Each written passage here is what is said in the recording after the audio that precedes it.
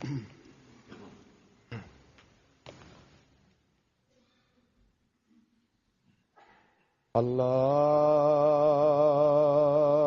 أكبر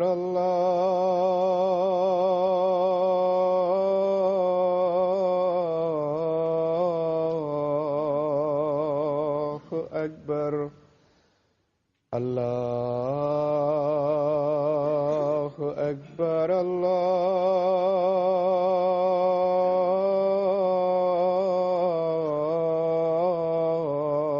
الله أكبر. أشهد أن لا إله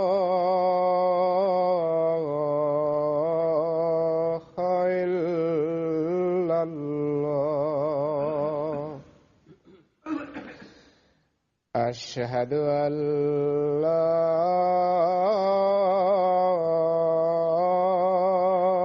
إله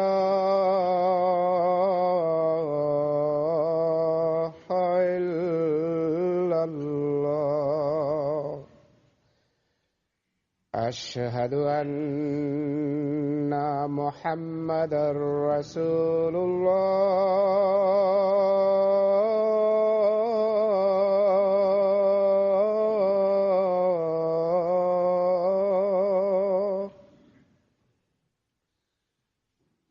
أشهد أن محمدا رسول الله. حي على الصلاة. حي على الصلاة.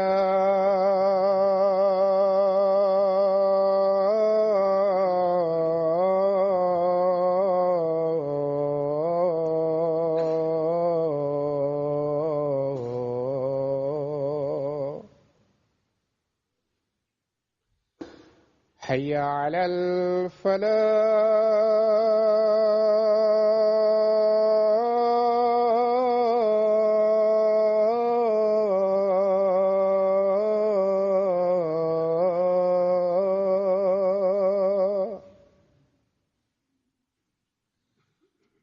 حي على الفلاح.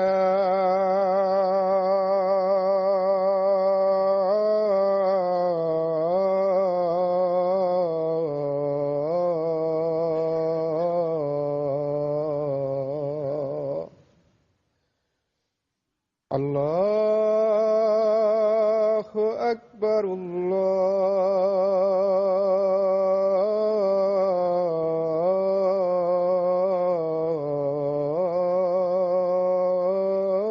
الله أكبر. لا إله إلا الله.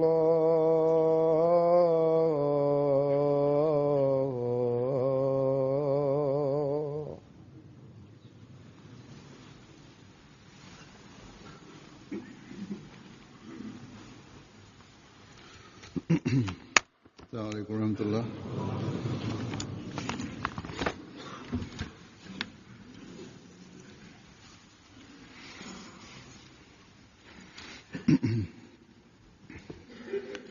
أشهد أن لا إله إلا الله وحده لا شريك له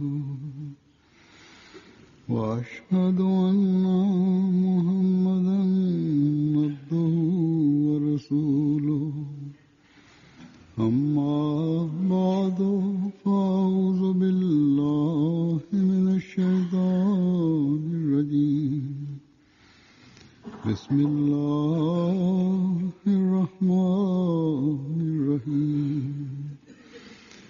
الحمد لله رب العالمين. الرحمن الرحيم.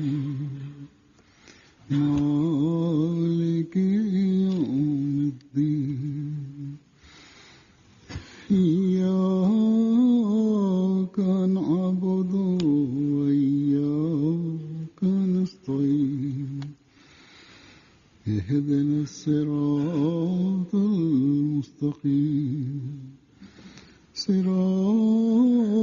الذين أنعمت عليهم غير المغضوب عليهم ولا الضالين.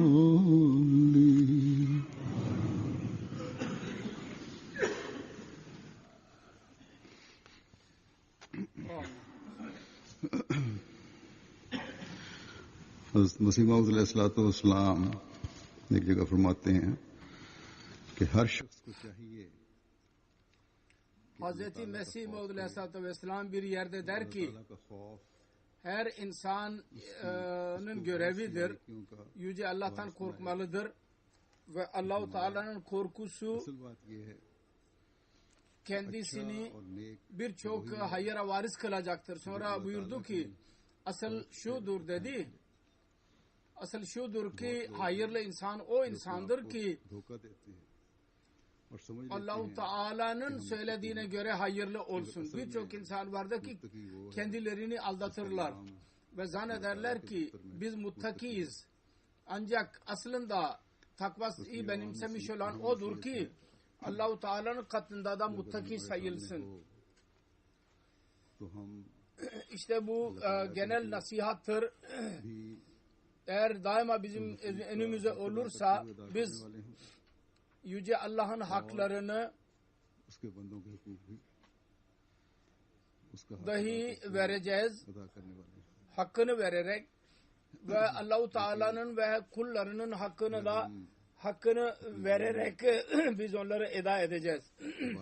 Ancak eğer biz kendimize göre ibadet edenler Allah-u Teala'nın hakkını verenler olarak zannediyorsak kendimizi ancak bütün bu konularda arada bir olsa yapmacılık olursa yahut gösteriş olursa yahut biz ibadet ediyorsak ancak Allah-u Teala'nın mahlukatının hakkını vermiyorsak o zaman bu gibi ibadetler dahi Allah-u Teala'nın gözünde makbul ibadetler değildir. Yüce Allah'ın rızasını elde edenler biz olmayacağız ki insanın asıl hayatının gayesidir. Şu anda ben uzun bir rivayet vardır. Bir nasihattır yahut bir vasiyet şeklindedir. Hazreti Resulullah sallallahu aleyhi ve sellem Hazreti Muaz'a vermişti. Ben onu size okuyacağım. Hazreti Resulullah sallallahu aleyhi ve sellem bir gün Hazreti Muaz'a buyurdu ki ey Muaz ya Muazo inni muhaddesuka bi hadisin in anta hafiztahu fakat fuzta. Ey Muaz ben sana bir şey söyleyeceğim. Eğer sen onu hafız edersen yan fevka sana fayda verecek. Eğer sen onu unutursan Allah-u Teala'nın lütfunu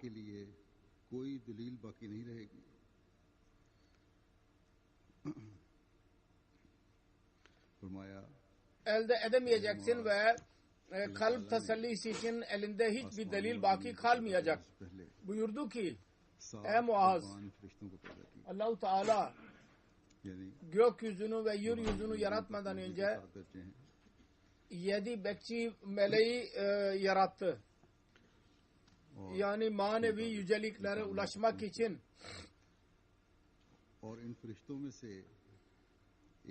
ve ona göre insan onlara ulaşır.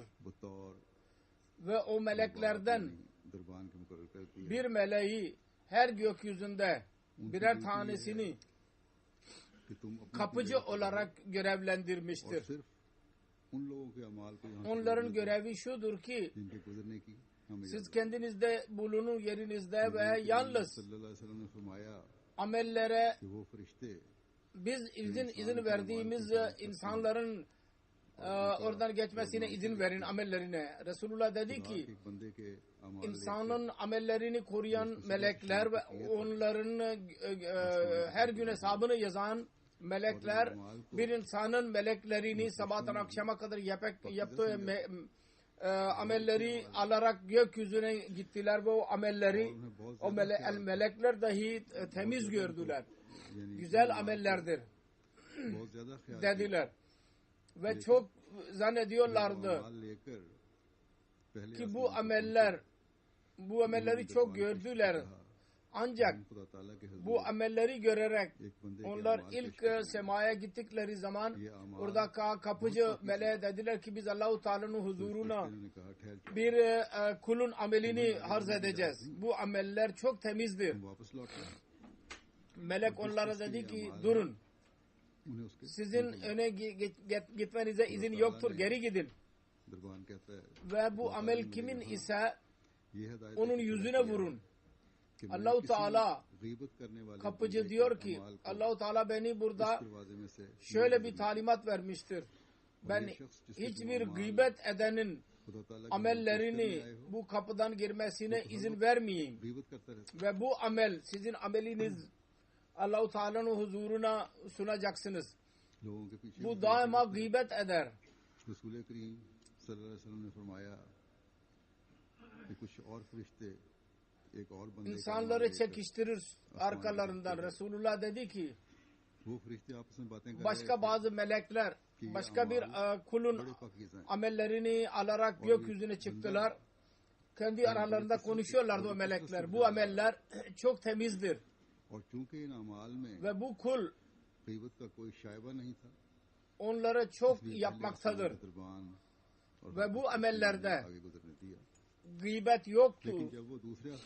Onun için ilk semavatın kapıcısı onların girmesine izin verdi. Fakat ikinci semavata gittikleri zaman oranın kapıcısı onlara dedi ki durun. Geri gidin. Ve bu amelleri yapanın yüzüne vurun. Yapan kulun. Melek dedi ki ben mubahat ve fahır kibirlenmenin meleğim. Allah-u Teala beni burada görevlendirmiştir. Ben hiçbir kulun öyle amellerine girmesine izin vermeyeyim ki içinde gösteriş ve kibir olsun. Ve o kendi meclislerinde çok böbürlenerek kendi hayırını beyan eden olsun. Bu zat ki amellerini alarak buraya geldiniz, insanların meclislerinde oturarak kendi bu amellerine böbürlenir ve kibirlenir. Hz. Resulullah sallallahu aleyhi ve sellem dedi ki meleklerin başka bir taifesi başka bir kulun amellerini alarak gökyüzüne gitti. Ve o ameller o meleklerin gözünde kamil nur idi. Öyle amel idiler ki çok parlak idiler. Bu amellerde sadaka dahi vardı. Oruç dahi vardı. Namazlar vardı. Ve o kapıcılar melekler hayret ediyorlardı. Bu Allah-u Teala bu kulu nasıl Allah-u Teala'nın rızası uğruna çaba sarf ediyor. Ve bu amellerde gıybet yoktu. Orada kibirlenmenin bir payı yoktu. Onun için birinci ve ikinci kapıcı melekler girmelerine izin verdiler. Fakat üçüncü kapıya gittikleri zaman üçüncü semavata oradaki kapıcı dedi ki durun. İzrebu behazal ameli vecha sahibihi. Bu kimin ameli ise Allah-u Teala huzuruna sunmak için getirdiğiniz bu amelleri geri getirin ve bu amelleri yapanın yüzüne vurun. Melek dedi ki ben kibirin meleğim. Üçüncü kapıda Allah-u Teala bana bu talimat vererek durdurmuştur ki bu kapıdan hiç öyle bir amel geçmesin ki içinde kibir olsun. Ve bu zat ki amelleri siz getirdiniz çok kibirli birisiydi. Ya kibirlidir. और अबाक का kendisini bir şey zanneder ve diğer insanları küçük zanneder और वो अपनी मजालिस में ve onlardan करके बैठने वाला है. kibirlenerek onlarla konuşur इसके अमाल ve kendi चले meclislerinde आ रहे हैं, लेकिन başını çekerek yukarıya doğru kaldırarak oturur. Bunun amelleri sizin gözünüzde güzel olabilir fakat Allah-u Teala'nın katında makbul değildir. और बंदे के अमाल लेकर आसमान की तरफ Sonra Resulullah dedi ki dördüncü bir taife başka bir kulun amellerini alarak gökyüzüne gitti. मालूम होते थे. O ameller o meleklerin gözünde iyiydiler. तस्बीह भी थी. Kavkabın durri yani yıldızlar gibiydiler. Parlayan yıldızlar gibi. Namazlar vardı içinde. Tesbih vardı. Hac vardı.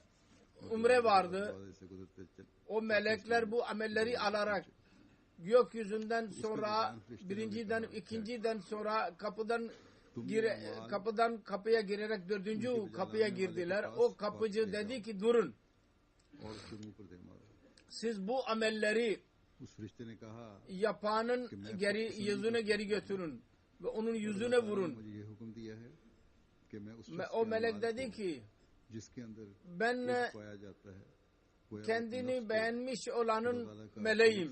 Allah-u Teala bana talimat vermiştir. İçinde kendisini büyük zanneden birisi olursa, kendisini Allah-u Teala ortak zannederse ve kendisini seviyorsa ve içinde Allah-u Teala'ya kul olma hissi yoksa bu kapıdan onun girmesine izin verilmeyecek. कि ये शख्स जब कोई काम करता था Çünkü तो खुद benim Rabbim bana emretmiştir.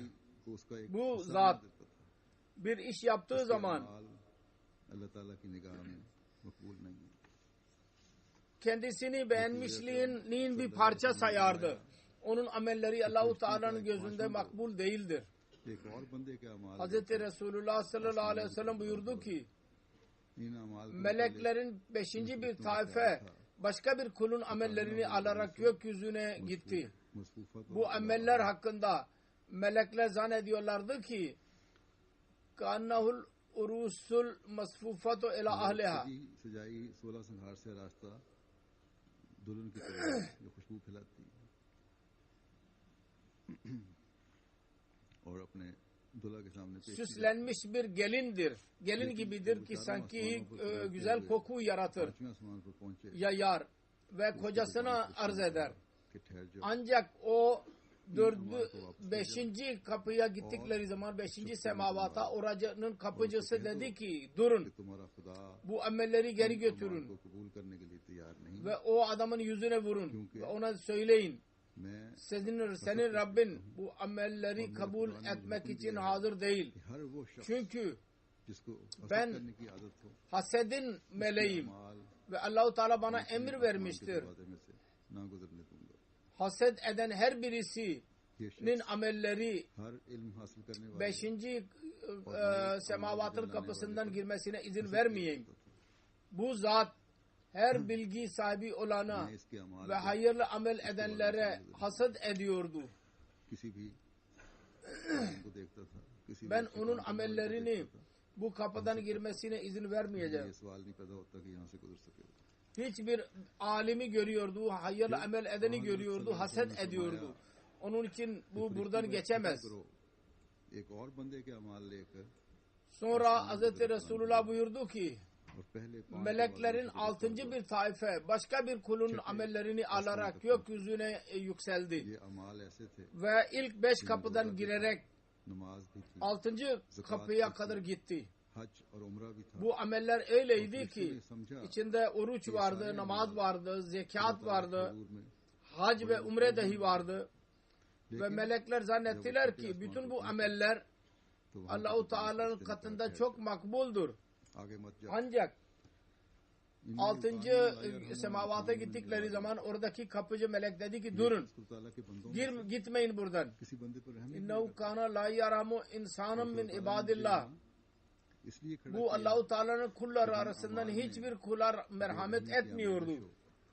Allah-u Teala bana ना गुजर. şu görev için görevlendirmiştir ki eğer amellerde merhametsizlik varsa o zaman buradan geçmesine izin vermeyeyim. Siz geri gidin ve bu amelleri o adamın yüzüne vurun. Sen kendi hayatında daima insanların kullarına merhamet edeceğine onlara zulüm ediyorsun. Allah-u Teala sana merhamet ederek senin amellerini nasıl kabul etsin? Sen merhamet etmiyorsan Allah-u Teala da sana merhamet etmeyecek. Hazreti Resulullah dedi ki başka bazı melekler bir insanın amellerini alarak kapıdan kapıya geçerek 7. semavata kadar gittiler. Bu amellerde namaz vardı, oruç vardı, fıkıh ve içtihad vardı, takva vardı.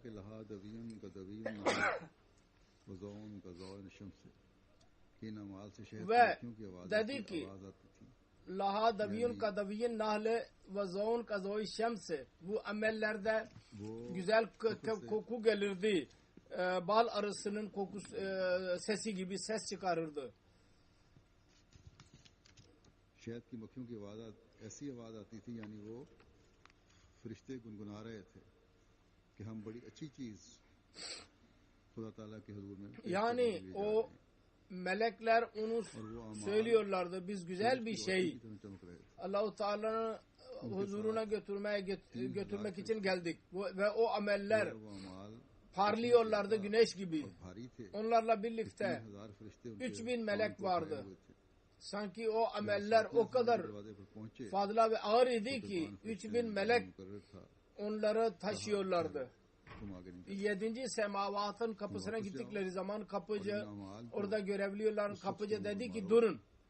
Siz gidemezsiniz buradan. Geri gidin.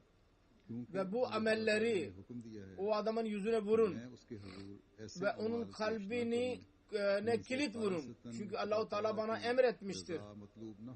Ben onun huzuruna bu ameller sunmayayım ki içinde haliseten Allah-u Teala'nın rızası söz konusu olmasın ve içinde bir karışıklık olsun. Bu insan gayrullah için yapmıştı bu amelleri. Bu insanlar fakirlerin meclisinde oturarak başını kaldırarak tefekkür ve içtihadın sözünü söylüyordu. Ki içinde ona bülent bir mertebe hasıl olsun kendisine. Onun için bu ameller Allah-u Teala'nın rızası için uğruna yapılmamıştır. Ve zikren indal ulema gayesi buydu ki dünyada büyük bir zat olarak meşhur olsun ve ulemaların meclisinde onun zikri olsun. Haliseten Allah-u Teala için olmayan bir amel ve içinde bir gösteriş olan bir amel Allah-u Teala katında makbul değil. Melek dedi ki bana emretmiştir. Böyle amelleri buradan amellerin geçmesine izin vermeyeyim. Geri gidin ve bu amelleri o adamın yüzüne vurun. Hazreti Resulullah buyurdu ki başka bazı melekler bir kulun amellerini alarak gökyüzüne çıktılar ve bütün 7. kapıcı melekler gitmesine izin verdiler. O itirazları yoktu bu ameller üzerinde. Her kapıcı dedi ki bunun amelleri iyidir. Zahiri bakımından güzeldir. Gitmesine izin verdi. Bu amellerde zekat vardı, oruç vardı, namaz vardı, hac vardı, umre vardı, güzel zikri ilahi vardı. Bu melekler o amelleri Allah-u Teala'nın huzuruna götürmek için gittikleri zaman bütün melekler onlarla birlikte oldular ve bütün kapıdan girerek Allah-u Teala'nın kapısına gittiler. Allah-u Teala'nın önünde durdular melekler. Ve dediler ki ey Allah'ım, eğer bizim Rabbimiz bu senin kulun daima senin ibadetini yapardı. Ve biz onun her amelinin, hayırlı amelin ihlası konusunda şehadet ediyoruz. Hayır ameller yapar hayırlı. Ve bütün zamanlarını senin itaatın için harcar. Çok ihlas sahibi bir kuldur. İçinde bir ayıp yoktur. Garız kısacası o adamı çok methettiler. Allah-u Teala buyurdu ki Antumul haffazatu ala ameli abdi. Siz ben amelleri korumak için görevlendirdim. Yazmak için görevlendirdim. Siz yalnız insanın zahiri amellerini görürsünüz. Bu zatın. Ve onları yazıyorsunuz. Buyurdu ki ve annar rakibu alal kalbe. Ben onun kalbini dahi görüyorum. Bu amelleri yaparak bu kul benim rızamı istememişti. Onun niyeti başka bir şeydi. Benim dışımda başka birisinin rızasını elde etmek istiyordu. Felehe laneti. Benim lanetim üzerine olsun. Bunun üzerine bütün melekler dediler. Aleyhe lanetuka ve lanetuna. Ey bizim Rabbimiz, senin dahi lanetidir üzerinde ve bizim de lanetimiz üzerindedir. Ve bunun üzerine सातों आसमानों और उनमें रहने वाली सारी मखलूक ने इस पर लानत करनी शुरू कर दी. Her 7 göğün ve içinde yaşayanın bütün mahlukatın kendisine lanet etmeye başladı. Ya lanet etmeye devam edecek. Hazreti Muaz radıyallahu anhu Resulullah sallallahu aleyhi ve sellem'in bu vasiyetini duydu. Kalbi sarsıldı. Arz etti. Ya Resulallah kefali bin necate vel hulus. Ya Resulallah eğer bu amellerin durumu bu ise o zaman necata nasıl kavuşacağım? Ben Rabbimin kahrından nasıl kurtulacağım? Resulullah dedi ki İktade bi, benim sünnetime tabi ol ve ona yakin kesin bil ki Allah-u Teala'nın bir kulu ne kadar hayırlı amel yapan olursa olsun içinde mutlaka bazı eksiklikler olur. Onun için sen kendi daima işlerinle nazlanma. Kesin bil ki bizim Rabbimiz ve bizim Mevlamız odur ki o bütün eksikliklere rağmen kendi kullarını affeder. Ve hafiz ala lisaneka. Kendi lisanını koru ve hiç insanın kalbini incitme. Hiç kötü bir kelime çıkarma o dilinden. Ve la tuzakke nefseka aleyh. Diğer insanlardan daha fazla takva sahibi olarak sayma kendini ve takvanı da ilan etme. Ve la tudkhil amel dünya ve amel ahire. Allah-u Teala'nın huzuru için yaptığın amellerde dünyayı karıştırma. Ve la tumazzikin nasa feyumazzikuka kilabun nar. İnsanlarda fitne yaratmak için ve onları ayırmaya çalışma. Eğer böyle yaparsan kıyamet gününde cehennemin köpekleri seni yırtacaklar. Ve kendi amelini gösteriş için insanların önüne sunma. Bunu yaparsan o zaman Allah-u Teala'nın lütfuna nail olursun. Onun için gerçek hayır ve kabul edilen hayırın gücü insana ancak o zaman nasip olur. Ne zaman ki Resulullah sallallahu aleyhi ve sellem'in güzel örneği önümüzde olsa. Hazreti Resulullah bütün başarı müjdelerine rağmen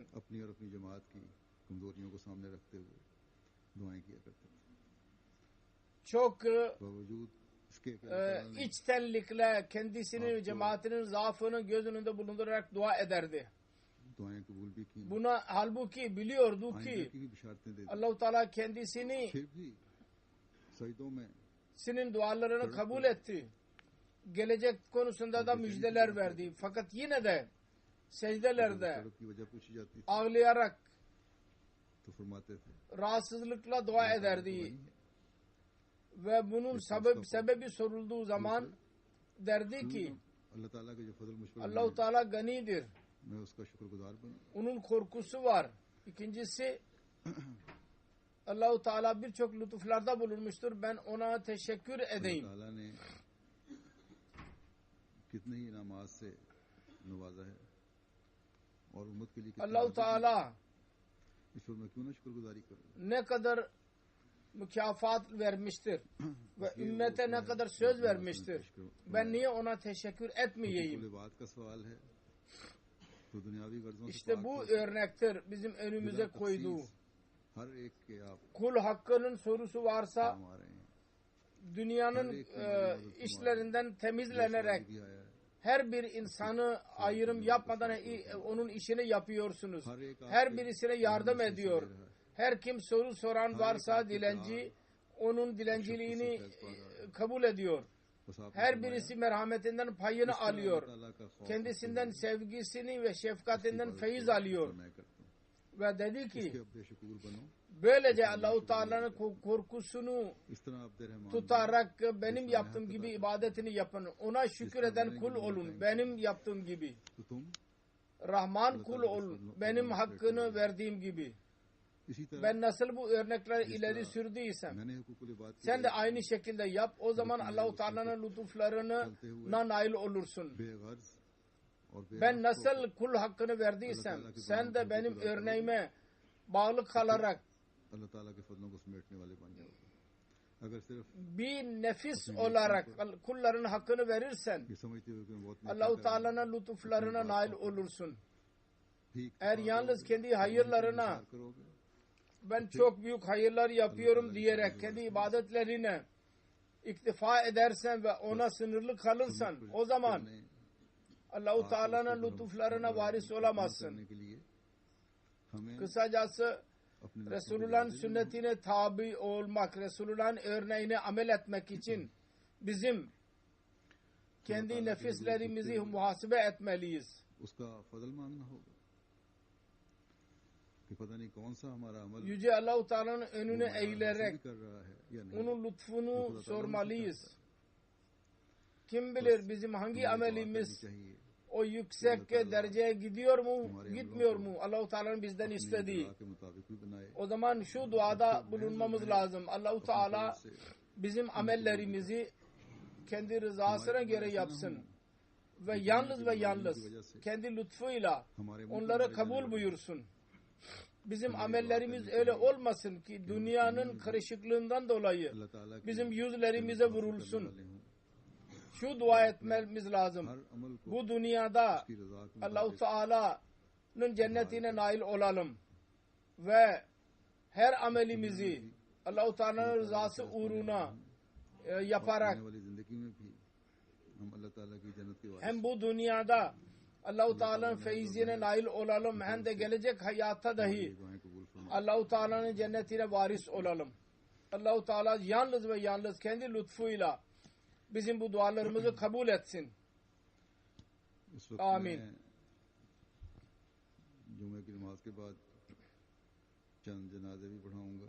Şu anda ben Cuma namazından sonra birkaç tane cenazeyi kıldıracağım. Gayb cenazesi. Birisi bir şehidin cenazesidir. Ve 2 tane diğer insanların cenazesi vardır. Şehit olan kardeşimiz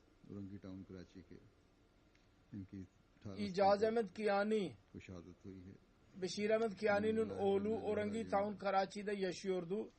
18 Eylül günü şehit edilmiştir. İnna lillahi ve inna ileyhi raciun. Kendisine Orangi Town'da bilinmeyen insanlar kurşun atarak şehit ettiler. Detaylara göre İcaz Ahmed Kiyani 18 Eylül 2013 günü sabahleyin 7:30'da iş için çıktı. Biraz ileri gittiği zaman görenlerin anlattıklarına göre motosikletin hızı biraz azalınca 2 bisikletçiler kendisini yaklaştılar ve 2 kurşun sol tarafından attılar ve bu da düştü yere ve kalkmaya çalıştı. Ondan sonra ön tarafından yine kurşun attılar. Kendisini korunmak için elini kaldırdı. Yine kurşun attılar. Ve sonra göğsüne 3 kurşun attılar. Düşünce kendi başına yine bir kurşun attılar. Ve bunun neticesinde tam o yerde şehit oldu. İnna lillahi ve inna ileyhi raciun. Geçen ay 21 Ağustos kendi eniştesi Zuhur Ahmet Bey aynı yerde şehit düşürülmüştü. İcaz Ahmet Kiyani şehidin ailesinde Ahmediye babası vasıtasıyla, amcası vasıtasıyla Muhammed Yusuf Kiyani ve Muhammed Said Kiyani vasıtasıyla girdiler cemaate. Her ikisi 1936 senesinde cemaate girdiler. Biat ederek. Bu saadete nail oldular. Her ikisi baba ve amcası, babası ve amcası, babasının 2 tane amcası bilgi sahibi insana idiler. Çok mutala ettikten sonra biyeti etmişlerdi. Şehit merhumun ailesi Premkot, Muzaffarabad, Azad Kaşmir'den idiler. Şehit merhum 1 Eylül 1984 senesinde Karachi'de doğdu ve Karachi'de tahsil gördü. Sonra 5 sene önce Pakistan Military Ordinance'da bir şoför olarak işe girdi. Şehadet zamanında 29 yaşındaydı. 2009 senesinde evlendi. Sobiya kadınıyla, Raja Abdurrahman Kotli'nin kızıyla. Şehit merhum çok ihlas sahibi, kibar bir insandı, sessiz bir insandı. Cemaat hizmetleri bakımından daima iş yapar. Bir göreve çağrıldığı zaman daima itaat ederdi. Kardeşi İzaz Ahmet Kiyani'nin anlattığına göre şehadetten bir gün önce kendi eniştesi Muhammed Zuhur Ahmet Kiyani şehidin zikri ile ağladı. Zuhur Kiyani'ye çok saygı gösterdi ve ona büyük abi ve baba gibi görürdü. Şehadetinden bir gün geçmedi ki onun evine gitmiş ve çocuklarına sormuş olmasın. Şehadetinin büyük etkisi vardı üzerinde. Şehit merhumun annesi anlattı. 4 kızdan sonra çok büyük dualardan sonra bu oğul vermişti kendisine. Düşünerek konuşurdu. Beni çok severdi. Göreve gittiği zaman Allah-u Teala'ya ısmarladık diyerek giderdi. Benim ilaçlarıma çok dikkat ederdi. Kız kardeşlerine sanki büyük abi gibi görürdü. Kibar bir insandı. Evde bir şey getirdiği zaman hepsini vermek isterdi. Karısı der ki şehit merhum çok kibar bir insandı. Her insanın görevini yaptı. İyi bir oğul, iyi kardeş, iyi koca idi. Ben bir huzursuz olduğum zaman daima bana teselli verir. Allah-u Teala'ya benim dikkatimi çekerdi. Çocukları çok severdi. Eniştesi şehadet zamanında geçen ay şehit oldu. Sık sık dedi ki keşke ben onun yerinde olsaydım. Şehit merhum anne baba dışında karı bir kız Durre Adın 4 yaşında ve bir oğul Farhan Ahmet 1,5 yaşında ve bırakmıştır. Karachi'de durum bu bakımdan çok kötüdür. Sanki bir orada taife vardır. Ahmedileri dahi hedef tutarak kıldırmaktadır. Ve özel onlara görevlendirilmiştir. Allah-u Teala onlara ceza versin, onları yakalasın. Aslında Molla ve ona aynı seste olan hükümet adıyla onun emriyle bu olmaktadır. Allah-u Teala bu zalim taifeye daha ceza versin acele. Dualara çok ihtiyacımız vardır. Karachi'de özellikle vardır. Fakat genel olarak Pakistan'da durum çok kötüdür. Lahor'da dahi aynı şekilde. Birçok yerde birçok Ahmedi kaçırılmak istenmiştir, öldürülmek istenmiştir. Allah-u Teala bütün Ahmedileri korusun orada. İkincisi cenaze bununla birlikte eda edilecek. Abdülmumin Derviş Allah Detta'nın oğlu Kadiyanistan'ındır. 97 साल की उम्र Kadiyanda derviş idi. 11 Eylül 2013 senesinde biraz hastalıktan sonra 97 yaşında vefat etmiştir. İnna lillahi ve inna ileyhi raciun. फिर उसके बाद जंडावाला 1916 senesinde Sindh'de doğdu. गालबन 1945 में Sonra Faysalabad'a geldiler. Orada büyüdü, tahsil gördü. यहीं पहली शादी Galiba 1945 senesinde dini talim için Kadiyan'a gitti. वेशी में Orada evlendi. उड़ीसा Fakat नसीकुद्दीन साहब सहाबी मसीह मऊद bir çocuk sahibi olamadı. İkinci evlilik derviş iken Urisa'da बेटी sahabi Mesih Maud Aleyhisselatü Vesselam'ın torunu के वतन से 8 Seyyid Muhyiddin'in merhumun बेटे और 3 büyük kızı आपके पांचों बेटे Femide ile सिलसिले की खिदमत oldu. 8 tane çocuk doğurdu. आपने अपनी 5 o erkek ve 3 kız. 5 çocuğu cemaate hizmet edenlerdir insanlar. Dervişlik hayatını çok sade bir şekilde sabırla geçirdi. गैर मुस्लिमों को बड़े शौक से तबलीग करते थे Bir dükkanı dahi vardı. खिदमत की तौफीक पाई Gayrimüslimlere tebliğ yapar. अदीब फाजिल की डिग्री भी हासिल की Muballik olarak dahi köylerde hizmet etti. बावफा इंसान थे Aynı devirde Adib Fazıl'ın diplomasını aldı. उम्र तक Namaz, नमाज mühla sahibi vefalı bir insandı. Quran करीम से बहुत Shagaf Ve zafa rağmen son yaşa kadar cemaat ile birlikte namaz kılardı ayakta durarak. Kur'an-ı Kerim'i çok severdi. तीसरा जनाजा है Daima tilavet eder. Merhum Musi idi.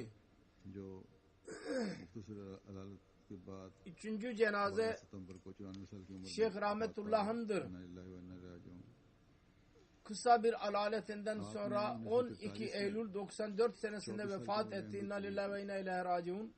आगाज में दिल्ली के अमरीकी सफारतखाने Kendisi de 1943 senesinde 24 yaşında Ahmedi olmuştu. फिर एक साल के बाद Başlangıçta Delhi'nin चौधरी शाहनवाज साहब görev yapardı. Sonra 1946 senesinde önce Lahor'da sonra bir sene sonra Karachi'ye girdi ve orada Şahnavaz Bey'in yanında दफ्तर में सो जाया करते थे iş yaptı. चौधरी शाहनवाज साहब ve ने sonra ज़ाती कारोबार शुरू किया जिसमें बहुत अल्लाह ताला ने बरकत yer दी। yoksa büroda yatardı. दुनियावी तालीम सिर्फ Çodri बैठक Şahnavaz'ın yardımıyla kendi işini, özel işini başlattı. Allah Teala bereket verdi. से काफी तालीम Yalnız lise bitirmişti fakat नायब अमीर Karachi büyük bilgi sahibi gibi görünürdü ve her kişi zannederdi ki büyük bilgi edinmiştir. 1950 senesinde amir yardımcısı olarak görevlendirildi Karachi'de. 1953 senesinde Müslim Maud radıyallahu anh kendisini geçici olarak Çodri Abdullah Han'ın yerine मुलाजमत से हटा दिया जाएगा। amir cemaat görevlendirdi Karachi'de. उसके बाद चौधरी साहब की अदालत के बाद Çodri Sahib görevliydi. बतौर अमीर कराची काम करते रहे। Devlette görevliydi. Onun için korkulurdu belki atılacak diye. Ama kendi hastalığından sonra Karachi amiri olarak görev yaptı. लिखी गई उसमें 1964 senesinde görev yapmıştır. 53 के फसादात में हज़रत मुस्लिम 1953 senesinde Karachi'nin tarihi yazıldığı zaman içinde yazılır ki 1953 fesadında Müslim Maud radıyallahu anh Karachi'de dahi ayrı bir Sadr Encümen Ahmediye'yi yapmıştı. Onu Nazır-ı Ala olarak görevlendirmişti kendisini. Member रहे। Hz. Müslim Mehbud radıyallahu anh'ın uzun hastalığı zamanında bir bekleyici bir करने वाले इंसान board vardı. Hilafeti seven, सखी दिल और dua eden, mal fedakarlığında bulunan bir insan idi. जब तो मैं भी Kalbi çok temizdi. फिर से उन्होंने बहुत ताल्लुक रखा। Hilafeti çok severdi. हमेशा बड़ा एहसास था उनको। Ben dahi biliyorum. एहसास किया करते थे। दोस्तों, अजीजों और जरूरतमंदों की माली Hilafetten sonra benimle daima alaka içinde kaldı. Daima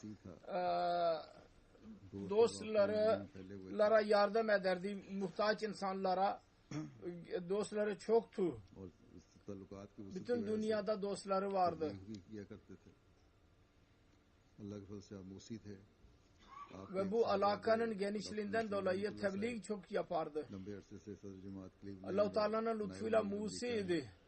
Kendi bir oğlu Doktor Nasim Rahmetullah uzun zamandan beri Cleveland ve Amerika'nın naib amiridir. Ve cemaatin web site'i vardır Al-Islam.org. Onun başkanıdır. İkinci kardeşi Şeyh Rahmetullah Naib Amir Feysalabad'dır. Aynı şekilde müşaviretin merkezdeki bir kuruluş vardır. Onun başkanıdır. Bir kızı Cemile Rahmani burada dahi lajnada görev başındadır. Görev yapmıştır. Sekreteri ve sahaya olarak kaldı onun bir oğlu. Aynı şekilde küçük kızı Nurut Malik Sadr Lajna Columbus ve Regional Sadr East ve West Amerika'dadır. Allah-u Teala bütün bu merhumlara derecelerini yükseltsin ve onların varislerine sabır ihsan eylesin. Özellikle şehidin anne babasına ki onun genç oğlu şehit oldu. Allah-u Teala onlara sabır ve hafıza versin ve küçük çocukları vardır. Allah-u Teala onlara dahi merhamet eylesin, onlara kefil olsun ve daima onları korusun. İkincisi şudur ki ben inşallah Teala birkaç hafta için yurt dışına gidiyorum. Dua edin. Allah-u Teala her bakımdan bunu bereketli kılsın. Benim turumu ve benim elde ettiğim gayeleri de dahi tamamlasın. Tuttuğum, edindiğim gayeleri dahi Elhamdülillah, elhamdülillah, nahmaduhu ve nesta'inuhu ve nestağfiruhu ve nu'minu bihi ve netevekkalu aleyh ve na'udzu billahi min şururi enfusina ve min seyyiati a'malina. من يهده الله فلا مضل له ومن يضلل فلا هادي له ونشهد أن لا إله إلا الله ونشهد أن محمدا عبده ورسوله عباد الله رحمكم الله إن الله يأمر بالعدل والإحسان وإيتاء ذي القربى وينهى عن الفحشاء والمنكر والبغي يعظكم لعلكم تذكرون اذكروا الله يذكركم وادعوه يستجب لكم ولذكر الله أكبر.